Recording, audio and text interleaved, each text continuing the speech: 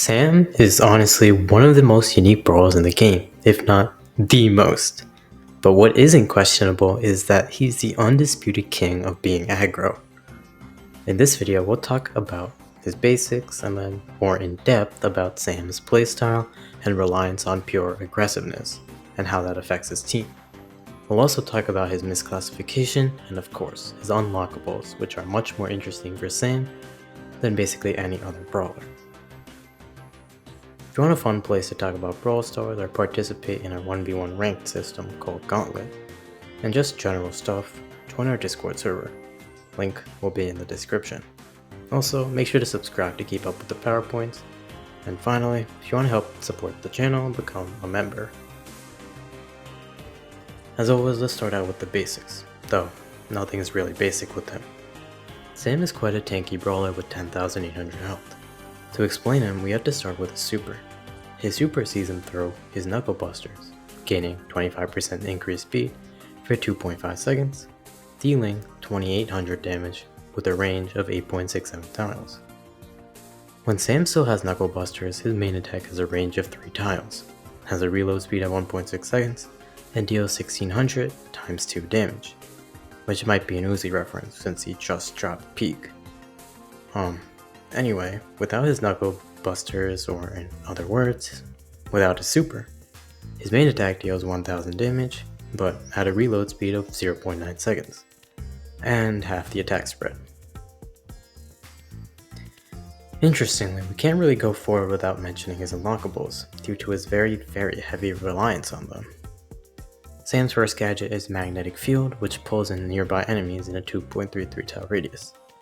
Pulse Repellent is Sam's second gadget, which knocks enemies back from his Knuckle Busters, and is also quite useless compared to his other gadget.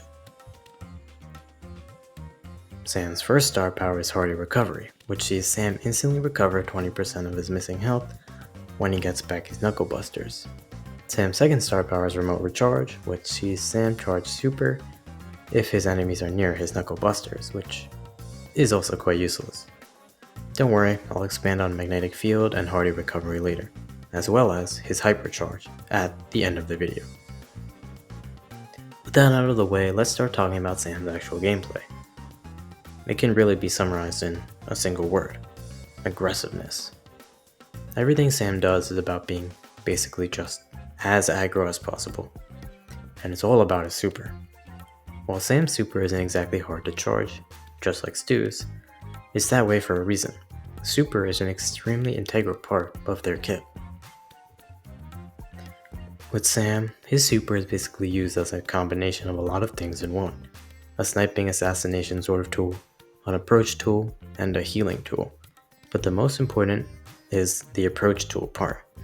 When you're playing Sam, at least 60% of your gameplay should consist of throwing your super. Yes, I just made up that number. With the speed boost it gives, even if you're throwing it at a wall right next to you, the speed boost it gives is just very vital to him.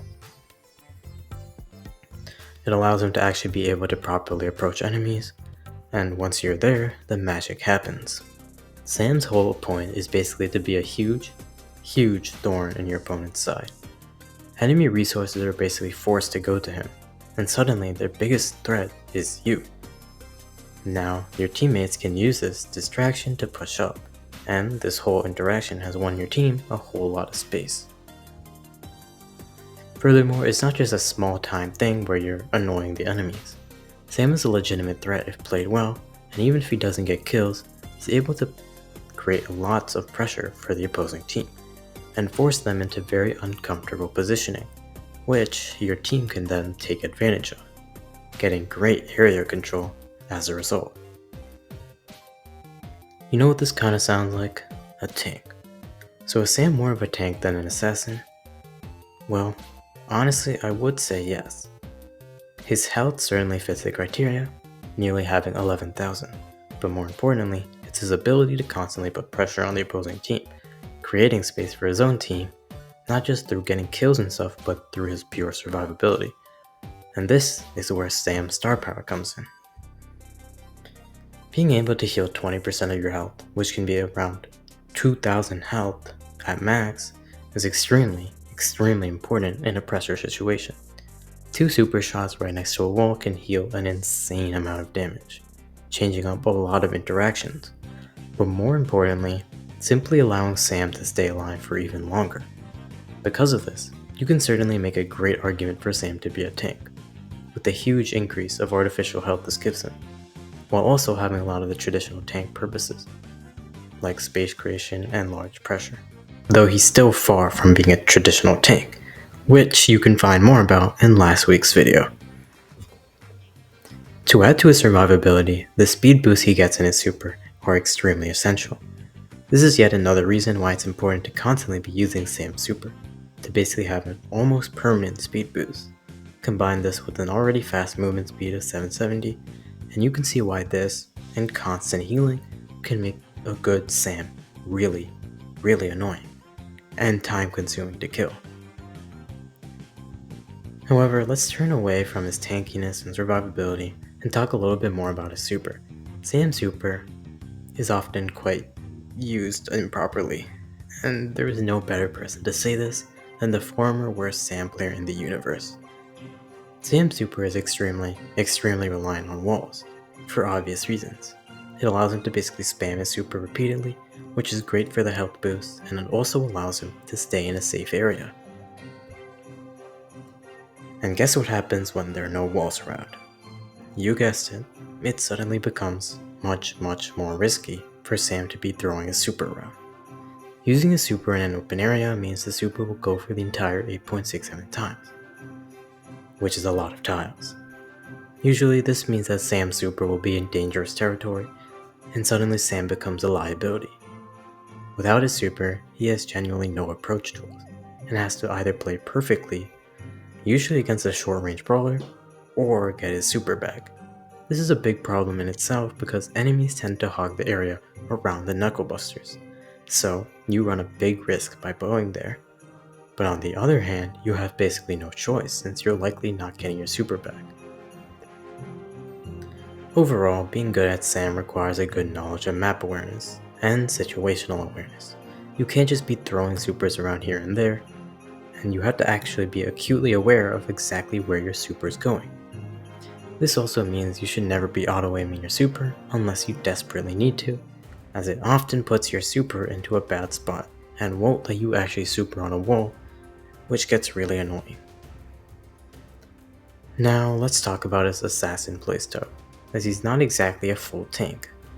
Sam's super plays into this a lot, as his super actually deals quite a bit of damage, and combine that with the range, and you can catch people who have low health and trying to run away with your super and assassinate them.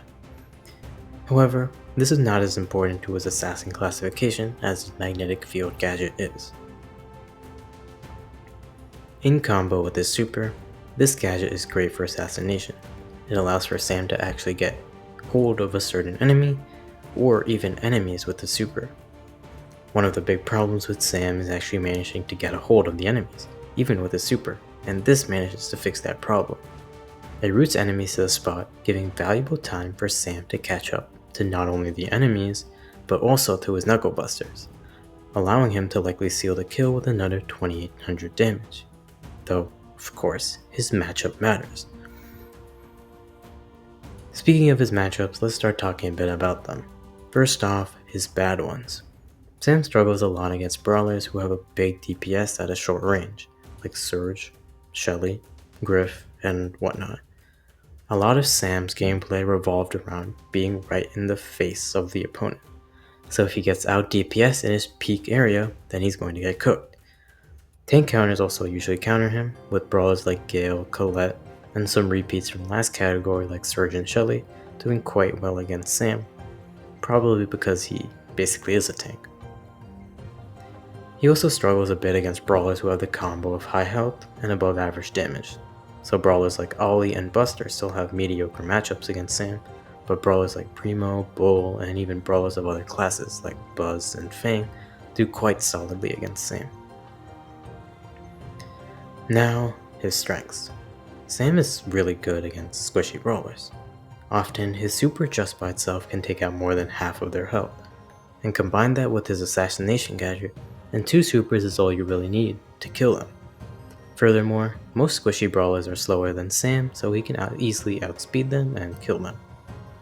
Finally, brawlers with low DPS. Even with higher health, these guys still struggle against Sam. Sam's DPS is no joke of course, but what's more important is his survivability.